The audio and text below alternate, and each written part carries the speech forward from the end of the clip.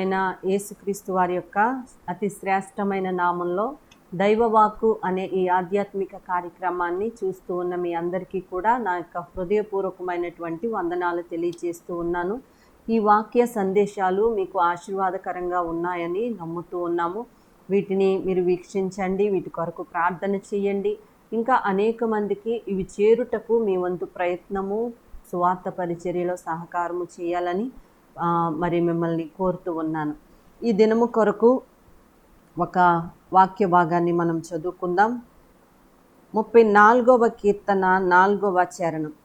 నేను యెహోవా యొద్ద విచారణ చేయగా ఆయన నాకు ఉత్తరమిచ్చెను, నాకు కలిగిన భయములన్నిటిలో నుండి ఆయన నన్ను తప్పించెను. దావీదు మహారాజు గారి మాట రాస్తూ ఉన్నారు. నేను యెహోవా యొద్ద విచారణ చేయగా ఆయన నాకు ఉత్తరమిచ్చెను, నాకు కలిగిన భయములన్నిటిలో నుండి ఆయన నన్ను తప్పించెను అని వ్రాయబడి ఉన్నట్లుగా మనం చూస్తూ ఉన్నాం. మన జీవితంలో దావీదు గారు ప్రతి విషయంలోనూ దేవుని దగ్గర విచారణ చేశారట. మనం కూడా మన జీవితాల్లో చాలా తొందరపాటు నిర్ణయాలు తీసేసుకుంటాం చాలాసార్లు. మరి ఉద్యోగ విషయం కానివ్వండి, వ్యాపార విషయం కానివ్వండి, వివాహాల విషయం కానివ్వండి, లేకపోతే మన వస్తు వాహనాల విషయం కానివ్వండి, గృహ నిర్మాణాల విషయంలో కానివ్వండి, ఏదైనా సరే చాలామంది వెంటనే చాలా స్పీడ్గా నిర్ణయం తీసుకుంటారు. ఎందుకు స్పీడ్గా నిర్ణయం మనం తీసుకుంటామంటే మనకి చాలా తొందరగా జరిగిపోవాలి అనేటువంటి ఆలోచన, కార్యము చాలా వేగంగా జరిగిపోవాలి. ఒక వివాహం విషయంలో ముందుకెళ్తే అది వెంటనే సక్సెస్ అయిపోవాలి, సక్సెస్ అయిపోతే మనకి చాలా సంతోషము అని మనం ఆశపడుతూ ఉంటాం. అదే విషయంలో మనం అది ఎంతవరకు దేవుని చిత్తము, దేవుని ఇష్టము అని దేవుని దగ్గర మనము విచారణ చేయాలంటే, ప్రతి విషయంలోనూ దేవుని దగ్గర విచారణ చేయాలి. దేవుని దగ్గర కొంత సమయాన్ని గడపాలి. దేవుడు ఏదో ఒక రీతిగా, ఏదో ఒక విధానంలో ఆయన మనతో మాట్లాడతారు.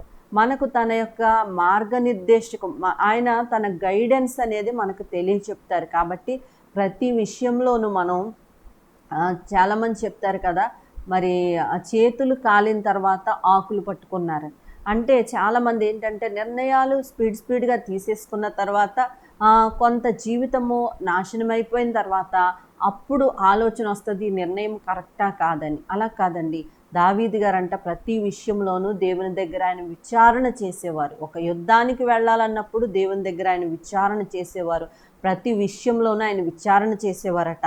అంటా ఉన్నారు కదా, నేను యెహోవా యొద్ద విచారణ చేయగా ఆయన నాకు ఉత్తరమిచ్చెను. నువ్వు విచారణ చేస్తే, మీరు అడిగితే ఆయన తప్పకుండా ఆయన మీకు సమాధానాన్ని ఇస్తారు అనే విషయాన్ని దేవుని యొక్క సేవకురాలుగా నేను తెలియజేస్తా ఉన్నాను. అంటారు కదా ఆయన ఇంకాను, నాకు కలిగిన భయములన్నిటిలో నుండి ఆయన నన్ను తప్పించెను. చాలా భయాలండి మానవ జీవితంలో. మనకి మరణాన్ని గూర్చినటువంటి భయం, కొంతమందికి అప్పులను గూర్చినటువంటి భయం, మరి వ్యాధులు గూర్చినటువంటి భయము, లేకపోతే ఎన్నో విషయాల భయాలు. ధైర్యంగా ఉండటానికి ఎంతో ప్రయత్నించినప్పటికీ కూడా మనము ధైర్యాన్ని కోల్పోయే పరిస్థితులు చాలా సందర్భాల్లో కలుగుతూ ఉంటాయి. అయితే దేవుని యొద్ద విచారణ చేసి మనం ముందుకెళ్ళినప్పుడు ఆయన ప్రతి భయములో నుండి కూడా ఆయన మనల్ని తప్పిస్తాడు. 91వ కీర్తన 14వ వాక్యంలో రాయబడి ఉంది కదా, అతడు నన్ను ప్రేమించుచున్నాడు గనుక నేను అతని తప్పించదను. మన ప్రతి భయములో నుండి ఆయన మనల్ని తప్పించే దేవుడుగా ఉన్నాడు, విడిపించే దేవుడుగా ఉన్నాడు. మనంతట మనమే తొందరపడిపోకుండా దేవుని యొక్క నిర్ణయానికి మనం ప్రాధాన్యత ఇస్తూ దేవుని సన్నిధిలో గడిపి దేవుని యొక్క మాట తీసుకొని ముందుకు వెళ్ళాలని దేవుని యొక్క సేవకురాలుగా నేను తెలియజేస్తూ ఉన్నాను.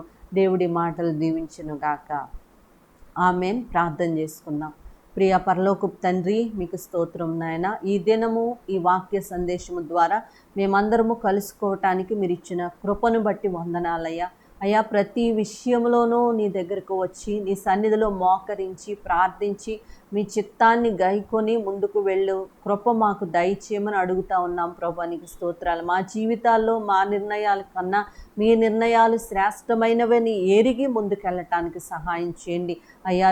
ఈ వాక్య సందేశాలు చూస్తూ ఉన్న ప్రతి ఒక్కరిని కూడా మీరు జ్ఞాపకం చేసుకోండి.